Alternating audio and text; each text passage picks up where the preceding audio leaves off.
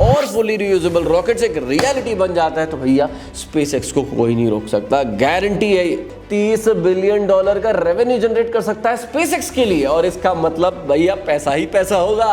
Price तो कम होंगे, इतने सैटेलाइट लॉन्च करेंगे तो प्राइस भी कम करेंगे और बाकी सैटेलाइट इंटरनेट कंपनीज की तो मजा डालेंगे। हे गाइस, मैं हूं प्रशांत फ्रॉम टेक प्लूटो और स्वागत करता हूं आपका एक नई वीडियो में जिसमें हम बात करने वाले हैं ट्रिलियनियर के बारे में। वेल, मिलियनियर सुने होंगे, बिलियनियर सुने होंगे, लेकिन ट्रिलियनियर अब तक हमारे पृथ्वी पे, अर्थ पे तो भाई ह्यूमन मैनकाइंड में तो कोई ट्रिलियनियर, ऑफिशियल ट्रिलियनियर तो नहीं है, लेकिन अगर कोई हो सकता है तो कौन हो सकता है? क्या लगता है आपको? वेल, हमें ये लगता है कि इलॉन मस्क के सबसे ज्यादा चांसेस हैं एक ट्रिलियनियर क्लब में पहली मेंबरशिप पाने में, और वो क्यों है इसके बारे में हम बात करने वाले हैं। वेल, इलॉन मस्क दुनिया के सबसे अमीर आदमी तो है ही। अगर बात करें फोर्ब्स मैगजीन की तो ये यंग टेक बिलियनर, यंग मैं कह तो रहा हूं, वैसे 51 साल के वो हैं, लेकिन यंग इसलिए कि भैया इस लेवल पे आना, इस वेल्थ के लेवल पे आना तो भैया 51 में भी यंग ही होता है। फिर ब्लूमबर्ग की माने तो 200 बिलियन डॉलर को क्रॉस करने वाले जो ये इलॉन मस्क हैं और दुनिया के सबसे अमीर आदमी जो है, वो शायद टेक्निकली पहले ऐसे आदमी हो सकते हैं जो ट्रिलियनियर बन जाए। दुनिया के पहले ट्रिलियनियर, आप समझिए 1000 बिलियन डॉलर को मिलाएंगे तब बनता है $1 ट्रिलियन। अब देखा जाए दूसरे बिलियनर्स के बारे में, चाहे वो जेफ बेजोस हो, बिल गेट्स हो या और दूसरे बिलियनर्स, इनमें रियल एस्टेट और ये सब चीजें बहुत खरीद रखी है, लेकिन मस्क की जो ज्यादातर वेल्थ है वो उनके स्टॉक्स में इन्वेस्टेड है। वेल, 51 साल के tech multi billionaire Elon Musk का सब्सटैंशियल स्टेक है टेस्ला और स्पेसएक्स में। ये दोनों कंपनीज को 21वीं सदी की इनोवेटिव कंपनी, शायद सबसे इनोवेटिव कंपनीज माना जाता है। अब वैसे देखिए, मस्क जो है इनके सिर्फ फाउंडर नहीं है, वो इन कंपनीज के सीईओ भी है। अब मैं तो कहूंगा ये सीईओ तो चीफ एवरीथिंग ऑफिसर है। वेल, देखा जाए तो इन कंपनीज ने बहुत जबरदस्त परफॉर्म किया। अगर पिछले कुछ सालों की बात करें तो टेस्ला ने तो ऐसी फिनोमिनल ग्रोथ दिखाई है जिसका कोई मैच ही नहीं है। अब वैसे हमारे पास एक स्ट्रॉन्ग रीजन तो है कि भैया इनकी ट्रैजेक्टरी जो चल रही है ना इस टाइम पर ग्रोथ की, चाहे टेस्ला हो चाहे स्पेसएक्स हो, वो आने वाले कई सालों तक बहुत जबरदस्त चलती रहेगी, और इसकी वजह से मस्क की जो स्टॉक वैल्यूएशन है वो जबरदस्त तरीके से जंप करने वाली है ऐसा हमें लगता है, और इसीलिए वो ट्रिलियनियर क्लब में एंटर हो सकेंगे, पहले दुनिया के ट्रिलियनियर बन पाएंगे। और इनफैक्ट उनको ज्यादा टाइम नहीं लगने वाला। मॉर्गन स्टैनली की रिपोर्ट के अकॉर्डिंग आने वाले कुछ सालों में ही ऐसा पॉसिबल हो सकता है। अब इस मॉर्गन एंड स्टैनली रिपोर्ट में एक बड़ी इंटरेस्टिंग चीज भी है, और वो ये कि भैया टेस्ला का तो बड़ा इंपॉर्टेंट रोल होगा। इस टाइम पर देखा जाए तो मस्क की 80% जो नेट वर्थ है वो टेस्ला के स्टॉक्स होल्डिंग की वजह से ही है, लेकिन आने वाले समय में, यानी कि अगर ट्रिलियनियर बन जाते हैं इलॉन मस्क, तो उसमें स्पेसएक्स का ज्यादा बड़ा कंट्रीब्यूशन होने वाला है कंपेयर टू टेस्ला। अब इलॉन मस्क ने शुरू किया था स्पेसएक्स को 2002 में इस एम्बिशन के साथ कि भैया ह्यूमन कॉलोनी सेटअप करनी है मार्स के अंदर, और जो ये स्पेस ट्रांसपोर्टेशन की जो कॉस्ट है ना उसको रिड्यूस करना है, इतना रिड्यूस करना है कि अफोर्डेबल बन जाए। अब स्पेसएक्स जो है अपना मेन रेवेन्यू अर्न करती है डिफरेंट स्पेस एक्टिविटीज से, जैसे कि सैटेलाइट्स को लॉन्च करना अर्थ ऑर्बिट में, कार्गोस लेके जाना, इवन एस्ट्रोनॉट्स को भी पहुंचाना इंटरनेशनल स्पेस स्टेशंस में और दूसरे प्लैनेट के मिशंस के अंदर। The critical threshold to pass one of the most important great filters for any species is to have the other planet no longer dependent on the original planet. Starship is capable of doing that. It's capable of getting 1 million tons to the surface of Mars and creating a self-sustaining city. And I think we should try to do that as soon as we can.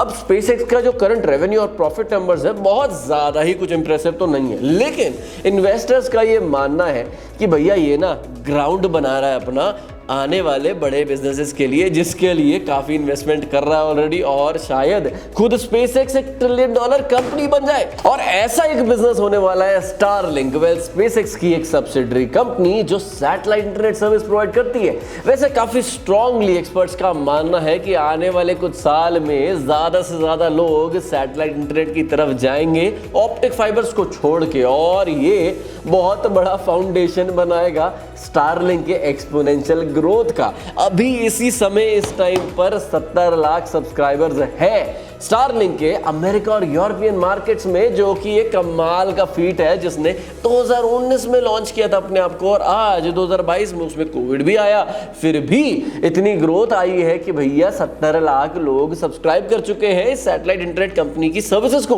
और आगे इनका grow होने का इतने ज्यादा chances है कि investors को लगता है कि स्टारलिंक का सब्सक्राइबर बेस 5 करोड़ पहुंच सकता है 2030 तक। इसका मतलब ये कि स्टारलिंक अलोन $30 बिलियन का रेवेन्यू जनरेट कर सकता है स्पेसएक्स के लिए, और इसका मतलब भैया पैसा ही पैसा होगा।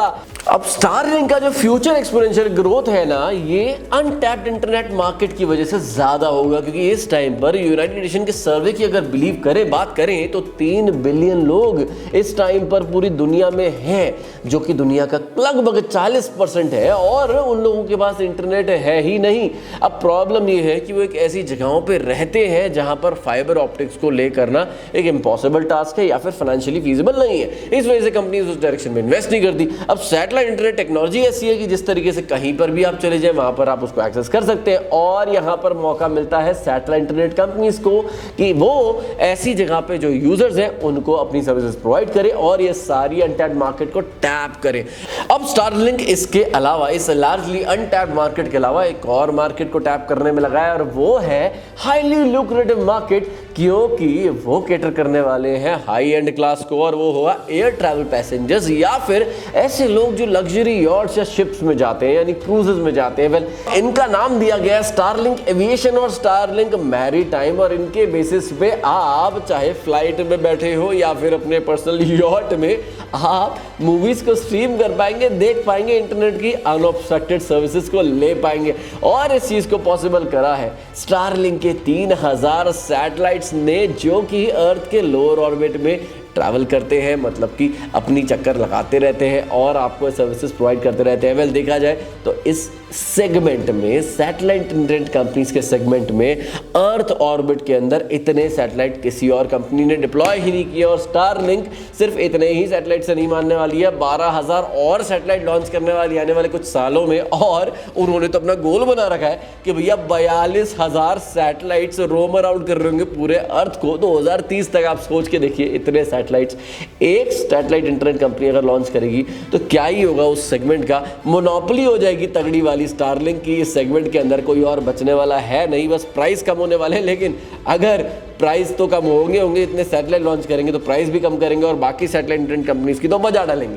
तो यानी कि स्टारलिंक वेट कर रहा है इस इंटरनेट मार्केट, इस सैटेलाइट इंटरनेट मार्केट के मैच्योर होने की, और उसके लिए कर रहा है अपनी प्रिपरेशन। यानी कि उसको ये लगता है कि लगभग 2030 तक सैटेलाइट इंटरनेट मार्केट मैच्योर हो जाएगी। जैसे कि ईवी मार्केट के बारे में भी कहा जा रहा है कि भैया पूरी दुनिया में शायद जो ईवी, जो ये इलेक्ट्रिक व्हीकल्स हैं, ये बिल्कुल नॉर्मल हो जाएंगे 2030 तक। बड़ा ऑड लगेगा अगर कोई डीजल या फिर कोई पेट्रोल की गाड़ियां चलेंगी तब तो यानी कि उस टाइम तक सैटेलाइट इंटरनेट भी काफी हद तक नॉर्मलाइज हो चुका होगा, बहुत जगह नॉर्मल तरीके से वो लिया जा रहा होगा, रेट कम हो चुके होंगे, और उस टाइम पर टेस्ला और स्पेसएक्स दोनों कंपनीज दुनिया की चोटी पर खड़ी होंगी, और रेवेन्यूज और प्रॉफिट्स के तो क्या ही कहने। और एक जबरदस्त चीज जो स्पेसएक्स को नई ऊंचाई पे ले जाने वाली है, उसका नाम होने वाला है starship. Starship next generation fully reusable super heavy launch vehicle होने वाला है। ये लॉन्चर, ये जो रॉकेट लॉन्चर है, अभी भी मैं कहूंगा टेस्टिंग फेज में, और अब तक स्टारशिप के जो प्रोटोटाइप्स बने हैं उन्हीं को टेस्ट किया गया है। लेकिन अगर स्टारशिप एक रियलिटी बन जाता है तो भैया लोगों का तो ये मानना है, लोग मतलब यहां पर एक्सपर्ट्स की बात करें, एक्सपर्ट्स का ये मानना है कि ये गेम चेंजर होने वाला है स्पेसएक्स के लिए ही नहीं, पूरी की पूरी स्पेस ट्रैवल इंडस्ट्री के लिए। ये मैं इसलिए कह रहा हूं क्योंकि स्पेसएक्स जो है ना, वो स्टारशिप्स बना के ट्रांसफॉर्म करेगी हम ह्यूमंस को एक इंटरप्लैनेटरी स्पीशीज में। इसका मतलब ये कि ह्यूमन कॉलोनीज को मार्स पे या और किसी फ्यूचर प्लैनेट्स पे एस्टैब्लिश करना एक लिविंग रियलिटी शायद हो पाए। अब मार्स पे कॉलोनीज, ये बड़ा इंटरेस्टिंग आइडिया लग सकता है, लेकिन अभी आई बटन में जाके देख लो कि कितना टेरेबल आइडिया है। हमने इस पे एक डेडिकेटेड वीडियो बनाई है कि इलॉन मस्क भाई जो ये कर रहे हैं उसमें काफी सारे हर्डल्स आ सकते हैं, और ये क्यों प्रैक्टिकल आइडिया है ही नहीं। चलिए आगे बढ़ते हैं। स्टारलिंक अगर फुली ऑपरेशनल हो जाए तो स्टारलिंक दुनिया का सबसे बड़ा रॉकेट लॉन्चर होने वाला है। पूरी ह्यूमन हिस्ट्री निकाल दोगे ना, उसमें भी सबसे बड़ा। स्टारशिप की इतनी कैपेबिलिटी होगी कि वो इतने सैटेलाइट्स, कार्गोज, एस्ट्रोनॉट्स, लोगों को ट्रांसपोर्ट कर पाएगा स्पेस के अंदर, जितना आज तक कोई रॉकेट लॉन्चर नहीं कर पाया। अब इतने सारे सैटेलाइट और कार्गो को स्पेस में भेजना तो ठीक है, लेकिन यहाँ पर एक बड़ा कॉस्ट फैक्टर आ जाता है, और यही बात आती है इसकी स्पेशलिटी की। देखा जाए तो अब तक जो सैटेलाइट्स हुआ करते थे, आज से काफ़ी सालों पहले, तो रीयूजेबल सैटेलाइट्स होते ही नहीं थे, नॉन रीयूजेबल होते थे, कॉस्ट बहुत ज़्यादा होती थी, एक रॉकेट को लॉन्च करने के बिलियंस ऑफ डॉलर्स में जाती थी। लेकिन फिर स्पेसएक्स से रीयूजेबल रॉकेट्स को लेकर आई। अब देखा जाए तो टेक्निकली वो पार्शियली रीयूजेबल है, और स्टारशिप का ये गोल है कि इसको फुली रीयूजेबल रॉकेट्स में कन्वर्ट करना। अब अगर ये फीट पॉसिबल हो गया तो आप मान के चलिए कि पूरी रॉकेट इंडस्ट्री जो है ना, रिवोल्यूशनाइज हो जाएगी। ये फुली रीयूजेबिलिटी कॉस्ट को सिग्निफिकेंटली रिड्यूस कर देगी। जो हमारा स्पेस ट्रैवल है वो सिग्निफिकेंटली चीप हो जाएगा। फैल्कन 9 जो इस टाइम पर ऑपरेशनल रॉकेट है वो पार्शियली रीयूजेबल है, और तब भी उसने इतनी ज़्यादा कॉस्ट कम कर दी है कि भैया मुश्किल से 500 करोड़ के अंदर एक रॉकेट का पूरा मिशन हो जाता है। जो जहाँ पहले 6-6 हज़ार करोड़, 8-8 हज़ार करोड़ रुपए लगते थे, यहाँ पर कितना बड़ा कॉस्ट फैक्टर नीचे आया है। कुल मिला के स्टारशिप अगर कंप्लीटली ऑपरेशनल हो जाता है और फुली रीयूजेबल रॉकेट्स एक रियलिटी बन जाता है, तो भैया स्पेसएक्स को कोई नहीं रोक सकता, गारंटी है। वेल, इसमें कोई डाउट नहीं है कि मस्क जो है ना, कमाल के प्रेशर में इस टाइम पर इस चीज़ को सक्सीड कराने के लिए, क्योंकि बिलियनर ने खुद एडमिट किया इस बात को कि भैया स्टारशिप काफ़ी इंजीनियरिंग हर्डल्स और चैलेंजेस को फेस कर रहा है। ये एग्जीक्यूशन, जो इमेजिनेशन है, इसको एग्जीक्यूट करना कोई छोटी बात नहीं है। इसमें बहुत बड़े बड़े चैलेंजेस आ रहे हैं उनको, लेकिन वो भी हट्टी आदमी है, उन्होंने भी करके छोड़ना मुझे लगता है, और इसीलिए शायद मस्क इस चीज़ को कर ही डालेंगे। We're close to achieving a Raptor 2 every day production rate, so 7 a week, which is tough for a complex engine. By the end of this year, we'll be able to produce a ship and a booster per month. The only remaining issue that we're aware of is melting the chamber. It's got like on the order of a gigawatt of heat, so it's like what a nuclear power plant produces. So it really is desperately trying to melt at any point in time. और इसीलिए जो SpaceX है वो $1 trillion company खुद ही बन जाएगी, शायद $multi trillion company भी बन जाए, और यही पाथ बनाएगी मस्क के लिए ट्रिलियनियर क्लब का। अब बात करते हैं कि स्पेसएक्स अगर ट्रिलियनियर कंपनी बन भी जाती है तो भी मस्क पूरी तरीके से ट्रिलियनियर नहीं बनेंगे, क्योंकि उनका स्टेक कोई 100% तो है नहीं। तो भाई बात यह है कि टेस्ला की भी जरूरत पड़ेगी, टेस्ला को भी ग्रो होना पड़ेगा। आज टेस्ला दुनिया की सबसे फेमस ईवी कार ब्रांड बन चुकी है। मस्क ने इस कंपनी को 2003 में बनाया, और 2 डेकेड्स, मतलब मैं क्या बोलूं आपको, 20 साल के अंदर अंदर ये कंपनी दुनिया की मोस्ट वैल्यूड कंपनी बन चुकी है, मतलब ऑटोमोबाइल्स में। और इतनी जबरदस्त वैल्यूएशन का सबसे बड़ा रीजन है उनके क्वार्टरली रिजल्ट्स, जो कि हमेशा अपने एस्टिमेट्स को बीट कर देते हैं। वेल, 2021 की बात करें तो 9 लाख कार्स बेची थी टेस्ला ने, 84% इंक्रीज।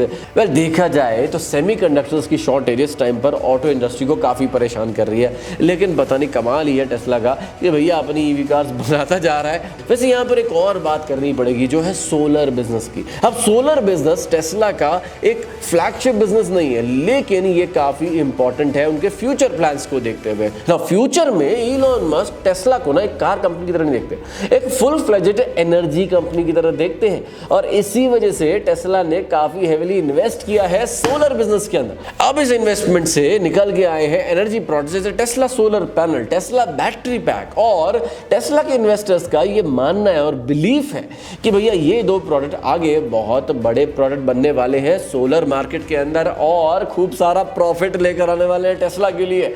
इलॉन मस्क अभी इस टाइम पर 15% का स्टेक ओन करते हैं टेस्ला के अंदर।